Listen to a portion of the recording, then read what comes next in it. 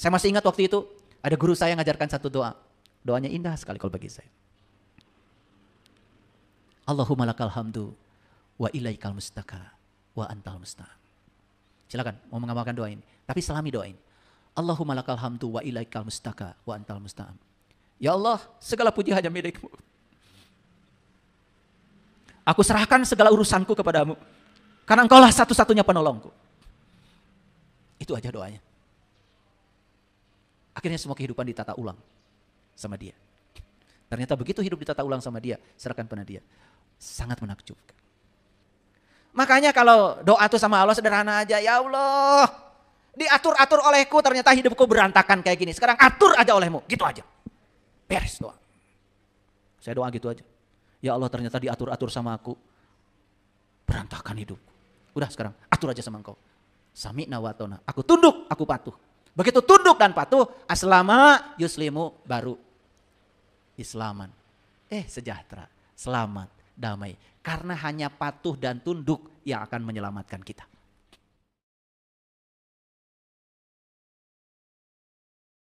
Tujuan hidup itu bukan untuk menguasai orang lain. Bukan menguasai alam semesta. Tapi tujuan hidup itu adalah menguasai diri sendiri. Coba, kuasai diri kita. Kalau kita menguasai diri, tidak mungkin kita melakukan sesuatu yang keliru. Karena apa? Menguasai diri berarti sang kesadaran dari dalam diri kita selalu menjadi kompas diri. Percaya deh sama saya. Itu yang disebut dengan nurani. Apa sih sebutannya namanya? Saya nggak tahu. Yang penting saya selalu mendengar suara itu ada di dalam. Dan suara itu sering mengatakan, pantaskan dirimu, pantaskan dirimu. Ya. Makanya kalau ngasih di jalan itu, ya niatkan. 5.000 minimal, niatkan. 1.000. Udah gitu 500, kencring. Ya Allah, kita ngasih sesuatu yang oleh kita sendiri sudah tidak dipakai. Padahal kata Quran tidak disebut pemberian. Kalau kamu tidak memberi yang kamu cintai. Artinya kita memberi, kita juga butuh. Cuma orang lain lebih butuh. Itu namanya memantaskan diri.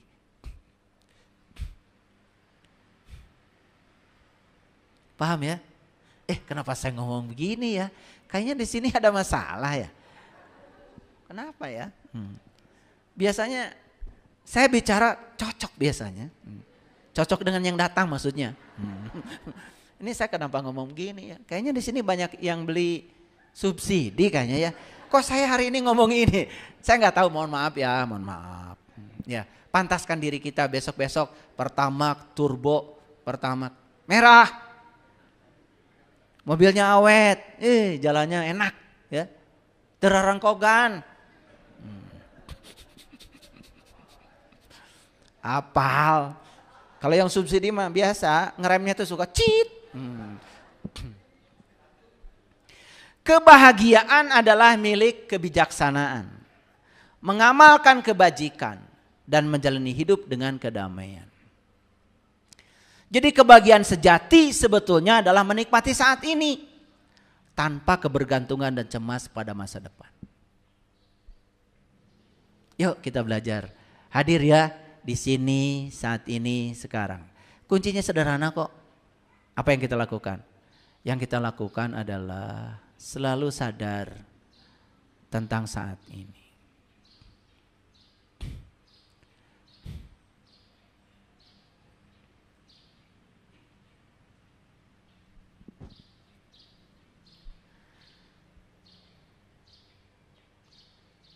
Apa syarat mati? Syarat mati apa?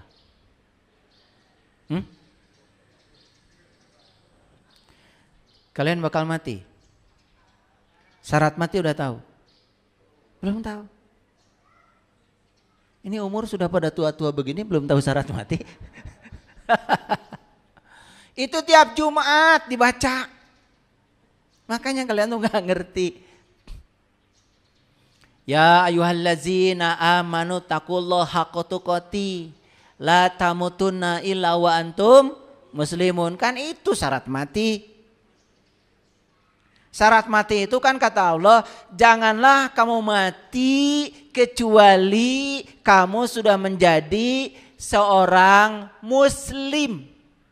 La tamutunna wa antum muslim. Ditanya yang gitu aja susah. Jadi apa syarat mati? Sudah menjadi muslim. Nah ada pertanyaan lagi. Apa syarat menjadi muslim?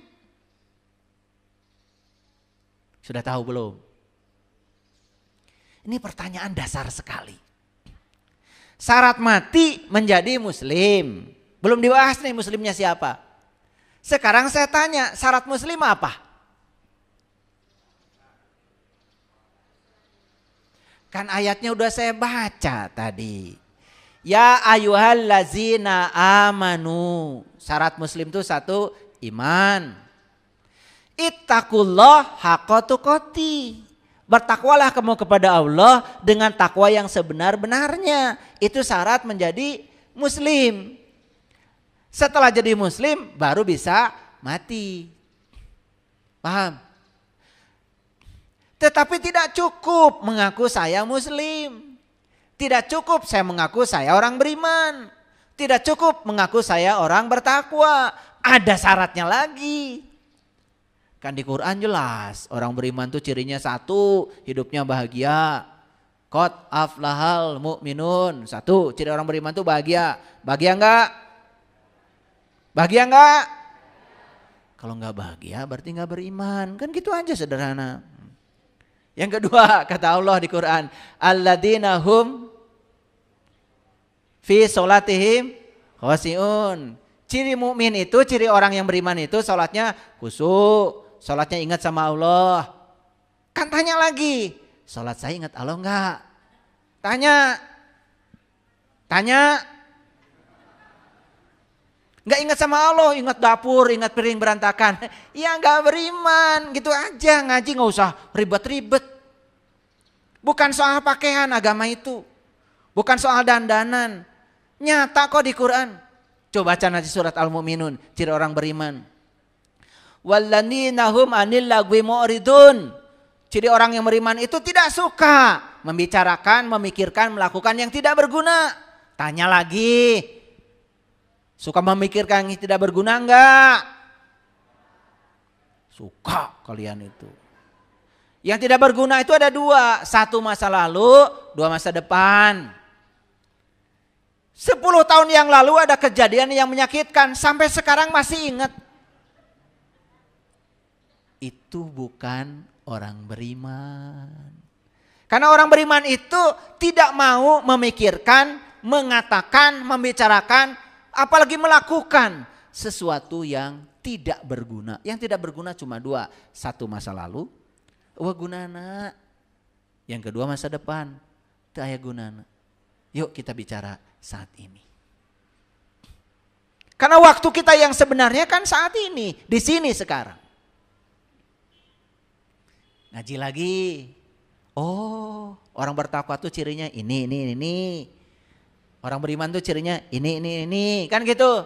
Sedangkan syarat untuk menjadi muslim, kata Quran, harus iman dan takwa. Ulangi, bukan kata saya, ini kata Allah. Ya ayyuhallazina amanu ittaqullaha haqqa tuqatih la tamutunna illa wa antum muslim. Jadi syarat untuk menjadi muslim harus iman dan takwa. Syarat untuk menjadi mati harus muslim. Paham sampai sini? Paham? Oke. Kalau sudah paham teruskan. Syaratnya sudah dipenuhi belum? Muslim itu kata dasarnya Islam. Islam dari kata aslama, yuslimu, islaman. Aslama itu artinya tunduk. Yuslimu artinya patuh. Islaman artinya damai, selamat, sejahtera. Itu sudah patuh enggak sama Allah? Sudah tunduk sama Allah? Jawab dong. Saya ngomong sendiri.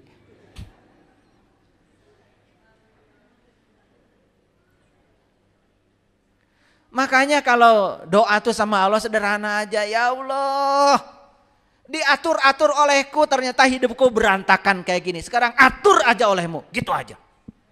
Beres doa. Saya doa gitu aja. Ya Allah, ternyata diatur-atur sama aku, berantakan hidupku. Udah sekarang atur aja sama engkau. Sami'na wa atona. Aku tunduk, aku patuh. Begitu tunduk dan patuh, aslama yuslimu, baru islaman. Sejahtera, selamat, damai. Karena hanya patuh dan tunduk yang akan menyelamatkan kita. Saya mohon maaf hadirin. Saya pergi ke toko buku. Saya paling suka kalau di toko buku itu buku-buku filsafat. Begitu saya ambil satu buku itu, kemudian saya bacakan, ada contoh yang bisa dibaca itu. Saya diajak pulang sama istri saya, gak mau pulang. Diam di situ saya, sampai menggigil saya baca buku itu. Judulnya The Purpose Driven Life. Hidup yang digerakkan oleh tujuan. Dan buku itu di depannya pertanyaan. Apa yang menggerakkan Anda, katanya. Anda bekerja, apa yang menggerakkan Anda? Ingin uang? Takut kekurangan? Ingin anak sekolah? Takut tidak punya rumah? Takut cicilan gak kebayar? Berarti Anda tidak digerakkan oleh Tuhan. Waduh, saya banget. Karena terus terang ya, saya bekerja saat itu. Saya bekerja karena takut gak punya rumah, takut kekurangan, takut anak gak sekolah, takut istri saya pergi, ya gak kerja. Jadi ternyata yang membuat saya bekerja itu semua ketakutan-ketakutan saya. Sedangkan saya ngaku katanya saya ini hambanya Allah. Harusnya saya kerja digerakkan oleh Allah. Saat itulah saya menggigil dan kemudian saya menangis. Saya minta ampun sama Allah. Ya Allah, ampuni aku karena selama ini aku melupakan Engkau. Aku dicipta Engkau, pasti sesuai dengan rencana Engkau. Aku hidup ternyata tidak sesuai dengan rencanamu ya Allah. Bahkan aku selama hidup membuat rencana-rencana hidup baru. Ya Allah, jangan-jangan semua penderitaanku selama ini karena hidupku adalah rencanaku, bukan rencanamu. Aku selama ini tidak menjadi kepanjangan tanganmu ya Allah. Aku selama ini hanya menjadi kepanjangan tangan dari ambisiku sendiri. Ketakutan-ketakutanku dan sebagainya. Wah, saya marah sama diri saya. Sampai saya nangis. Istri saya bilang, ayo pulang. Udah, akhirnya beli itu. Buku itu saya beli. Nyampe di rumah saya baca, saya tuntaskan baca itu. Wah, saya nangis sampai basah buku itu. Maaf ya, yang nulis keyakinannya berbeda dengan saya. Tetapi saya dari dulu selalu belajar seperti yang dikatakan Nabi Muhammad, jangan lihat siapa yang berkata. Lihat saja apa yang dikatakan. Kalau itu baik, ambil. Saya ambil kebaikan itu. Dan itu menggetarkan saya. Itulah sebetulnya yang membuat kehidupan saya berubah. Setelah itu saya nggak mau lagi. Ya, saya bekerja sebagai kepanjangan tangan ambisi saya. Ketakutan-ketakutan saya. Saya bekerja semata-mata karena ingin sebagai kepanjangan tangan Allah. Makanya saya bilang, ya Allah, pakailah aku sesuai dengan rencanamu. Setelah itu, maaf ya, kehidupan saya mengalami perubahan. Rumah saya yang hilang, dulu saya punya rumah banyak, ada 5 rumah saya hilang. Bahkan ada mobil saya baru, dibeli 1,5 bulan, dipinjam sama tetangga, sampai sekarang gak balik-balik. Terus saya kemudian masuk ke diri saya, oh jangan-jangan selama ini hidup saya digerakkan oleh ambisi dan ketakutan-ketakutan saya. Kemudian saya serahkan sepenuhnya pada Allah. Ya Allah, ketika diurus oleh aku, ternyata hidupku berantakan seperti ini. Sekarang biar Engkau yang mengurus semuanya. Saya suruh Allah yang mengurus semuanya. Saya masih ingat waktu itu ada guru saya yang ngajarkan satu doa. Doanya indah sekali kalau bagi saya. Allahumma lakal hamdu wa ilaikal mustaka wa antal musta'an. Silakan mau mengamalkan doa ini. Tapi selami doa ini. Allahumma lakal hamdu wa ilaikal mustaka wa antal musta'am. Ya Allah, segala puji hanya milik-Mu. Aku serahkan segala urusanku kepadamu. Karena Engkaulah satu-satunya penolongku. Itu aja doanya.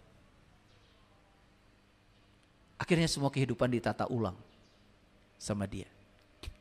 Ternyata begitu hidup ditata ulang sama Dia, serahkan pada Dia. Sangat menakjubkan. Bukan hanya untuk diri sendiri, tetapi kita bisa berbagi kepada banyak orang. Hadirin, jadi Nabi Ibrahim mengajarkan satu doa, sering dibaca dalam sholat.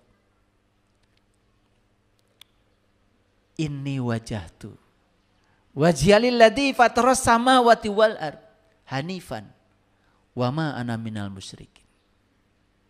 Inna sholati wa nusuki wa mahyaya wa mamati lillahi rabbil alamin la syarikalah wa bizalika umirtu wa ana awalul muslimin. Itu diajarkan di Quran surat Al-An'am ayat 162 dan Al-An'am ayat 79. Jadi Nabi Ibrahim itu baru berani mengatakan wa ana awalul muslimin. Setelah beliau menyatakan inna solati wa nusuki wa mahyaya wa mamati lillahi rabbil alamin la syarikalah wa bizalika umirtu. Beliau mengatakan wa ana awal muslim. Sesungguhnya solatku, ibadahku, hidupku, matiku lillahi rabbil alamin. La syarikalah. Aku tidak mau selingkuh lagi kepadamu. Aku tidak mau hidup digerakkan oleh selainmu. Hanya Engkau yang menggerakkan aku. Lalu berikutnya beliau mengatakan, wa bizalika umirtu. Apapun amarmu, apapun keputusanmu, apapun perintahmu, wa bizalika umirtu, wa ana awalul muslimin. Wa ana awalul muslim. Inilah awal aku menjadi seorang yang berserah diri. Wah, saya kalau baca surat Al-An'am tentang perjalanan Ibrahim itu luar biasa. Saya ingin jadi Ibrahim. Saya tidak mau cerita Ibrahim. Saya ingin learning to be, menjadi Ibrahim. Makanya Ibrahim sebelum sampai ke situ mengalami satu peristiwa yang luar biasa. Melihat bintang, melihat bulan, melihat matahari. Setelah melihat semuanya, beliau mengatakan, "Inni wajjahtu wajhiyalil ladzi fataras samawati wal ard hanifan wa ma ana minal musyrikin." Keren banget. Keren sekali. Sayang sekali ya Quran itu yang begitu luar biasa isinya. Hanya dibaca aja luar-luarnya. Ya, dibereskan cara bacanya. Kemudian dibagus-bagus suaranya. Tapi hudannya tidak kita ambil dari situ. Kalau itu dibawa ke dalam sholat. Waktu bilang ini wajah itu kita merasakan betul-betul wajah kita berhadapan dengan Dia. Tidak berhadapan dengan selain Dia. Makanya sholat itu sesuatu yang sangat asik karena kita merasakan nikmatnya. Rindu ingin sholat.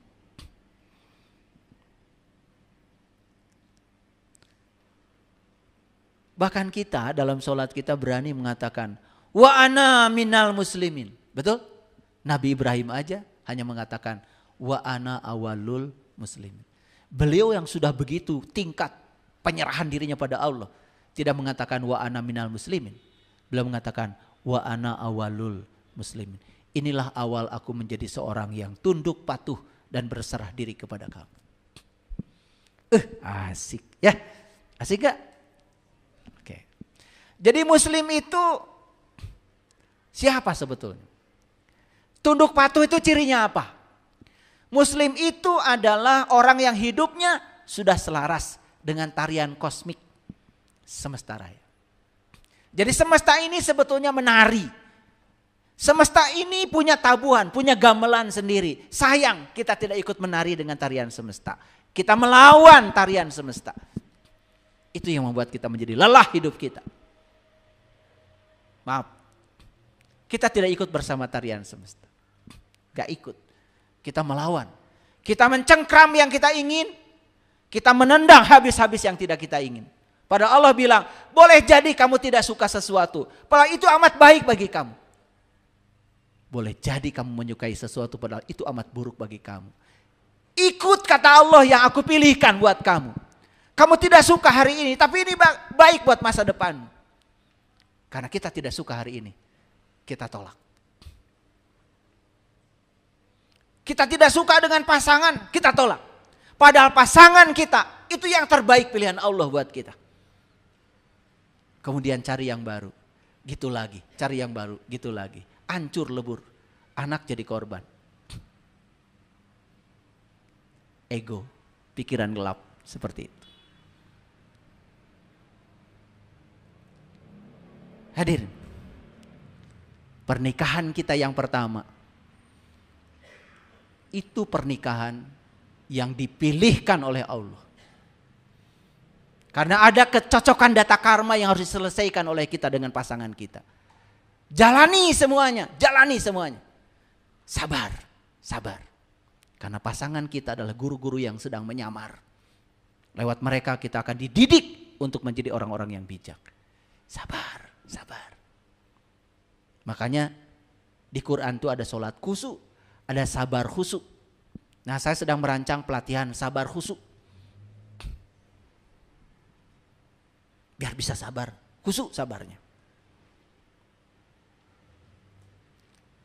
Jadi muslim itu yang sudah mampu menemukan rahasia sastra semesta. Yang sudah menemukan ibu dari segala pengetahuan. Muslim itu adalah manusia yang sudah menemukan sungai pengetahuan abadi yang mengalir dari masa ke masa. Muslim itu adalah manusia yang sudah menemukan wajah yang tak berwajah, nama yang tak bernama, suara yang tak bersuara, rasa yang tanpa rasa. Kalau kalian belum menemukan itu, maaf, ngaku-ngaku aja. Muslim adalah manusia yang sudah mampu mendengar suara nurani dengan jelas dalam keheningan pikirannya. Berarti muslim itu adalah mereka yang sudah hening pikiran. Kalau kita masih menghakimi orang, masih menganggap kita yang paling baik, merendahkan orang, padahal kita tidak pernah tahu siapa. Yang paling tahu diri kita saja kita tidak tahu. Bagaimana kita tahu orang? Itu bukan muslim. Jadi muslim adalah manusia yang sudah menemukan kebenaran di antara benar dan salah. Ini benar, ini salah. Di sini ada kebenaran. Muslim itu adalah orang yang sudah menemukan kasih sayang di antara kebencian dan kecintaan. Ini kebencian, ini kecintaan.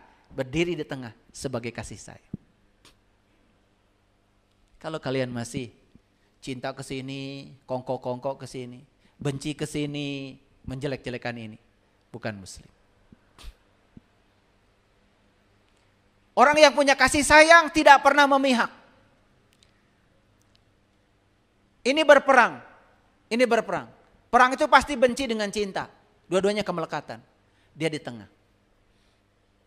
Dia menerima orang benci, dia menerima orang yang cinta. Apa adanya? Kasih sayang. Muslim itu adalah orang yang sudah menemukan ketenangan di antara keberanian dan ketakutan. Lihat saya, ada orang yang sangat berani, ada orang yang sangat takut. Hati-hati, dua-duanya sangat berbahaya. Ketenangan itu ada di titik tengah, antara keberanian dan ketakutan. Muslim itu adalah orang yang sudah menemukan keabadian di antara hidup dan mati. Ini hidup, ini mati. Dua-duanya berbahaya. Keabadian. Keabadian.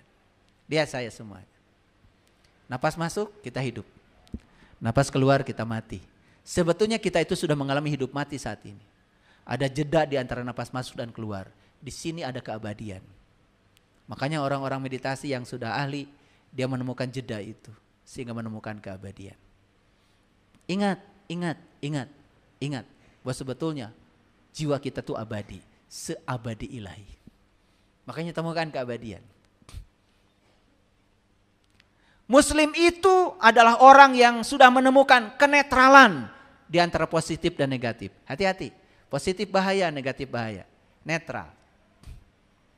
Netral. Jangan terjebak positif dan negatif. Karena positif dan negatif semua penilaian pikiran. Netral. Makanya lihat, atom mengajarkan proton yang positif dekat dengan neutron di inti atom. Elektron itu di kulit. Karena apa? Positif itu dekat dengan netral. Kalau kita netral, dekat dengan positif. Makanya orang lihat, yang netral tidak berpihak, positif-positif aja, happy-happy saja. Orang yang berpihak repot ya, mau pilpres aja musuh-musuhan. Yang netral tenang aja. Saya dengan istri saya tidak saling tahu pilihannya siapa. Sampai sekarang. Lah kan saya lakukan di bilik suara. Luber, langsung umum, bebas, rahasia. Begitu situ, jos. Istri saya di tempat yang lain, jos. Udah. Selesai. Ini ke pengadilan agama gara-gara beda pilihan capres. Waduh. Demokrasi itu sudah merusak tatanan kehidupan kita karena kita kurang cerdas. Jadi muslim itu adalah orang yang sudah menemukan keheningan di antara keriuhan dan kesenyapan. Hati-hati hadirin. Senyap riuh, senyap riuh. Belum tentu hening tuh. Belum tentu dalam kesenyapan tidak ada suara tuh hening. Keheningan tuh di sini. Belum tentu dalam keriuhan juga tidak ada keheningan, kan hening di sini. Lihat saya semuanya. Orang yang sudah hebat kesadarannya, mau senyap, mau ribut, dia tetap saja hening. Jadi muslim itu mereka yang sudah ada di titik tengah, sudah moderat, sudah moderat. Muslim itu adalah mereka yang sudah menemukan kelembutan di antara kasar dan halus. Ini kasar, ini halus, dua-duanya berbahaya. Menemukan kelembutan. Kelembutan selalu di titik tengah. Setelah saya jelaskan seperti ini, kira-kira ada yang harus diperbaiki enggak dengan kemusliman kita ini? Kita terlalu sibuk dengan baju luar. Kita terlalu sibuk dengan dandanan luar. Tapi kita tidak mendandani diri kita yang di dalam. Akibatnya apa? Kita ringkih. Ada masalah sedikit saja, wah sudah menjadi besar. Yuk belajar dari pohon bambu. Lihat pohon bambu. 5 tahun pertama pohon bambu itu cuma senti tumbuhnya. Kenapa? Membangun akar ke dalam. Membangun akar ke dalam. Tetapi setelah akarnya kuat, karena bambu itu visioner. Dia tahu pohonnya akan tinggi. Dia tahu kalau pohonnya tinggi akan diterpa angin. Maka dia kuatkan dulu ke dalam. 5 tahun pertama pertumbuhan bambu itu cuma senti. Tapi 5 tahun berikutnya dia jadi meter. Menjulang tinggi ke atas. Kenapa? Dia tidak takut lagi untuk tumbuh cepat. Kenapa? Akarnya sudah menghunjam ke dalam. Maaf ya, bukan merendahkan. Orang yang belajar agama tidak dimulai dari mengenal Allah dan Tuhannya. Tidak punya akar. Tidak punya akar. Gampang sekali runtuh. Orang Arab menanam kurma. Itu biji kurma itu taruh, kemudian diganjal pakai batu. Jadi setelah ditaruh di lubang, diganjal pakai batu. Saya dulu nggak ngerti. Oh ternyata dia jangan tumbuh ke atas. Dia harus tumbuh dulu ke bawah. Terus dia tumbuhnya ke bawah. Setelah akarnya kuat, baru tumbuh pelan-pelan ke atas. Sampai batunya terguling dengan sendirinya oleh pohon. Jadi kalau batu sudah terguling ya baru diambil oleh pemiliknya. Berarti pohon kurma ini siap untuk menahan badai. Jadi kadang-kadang kan kita belajar harus begitu ya. Dikasih batu dulu ya, biar kuat. Yuk sekali lagi. Ingin jadi lampu? Ingin. Tadi lampu ditempatkan di mana? Di tempat gelap. Begitu kita ingin jadi orang baik, maka kita akan banyak tantangan di sekitar kita. Terus jalan. Kan ingin jadi lampu. Kehadiran mereka itu hanya untuk menguji seberapa kuat intensitas cahaya yang dipancarkan oleh kita. Ya, jangan sok-sok menerangi semesta. Kan sekarang tuh banyak ya, boro-boro menerangi semesta.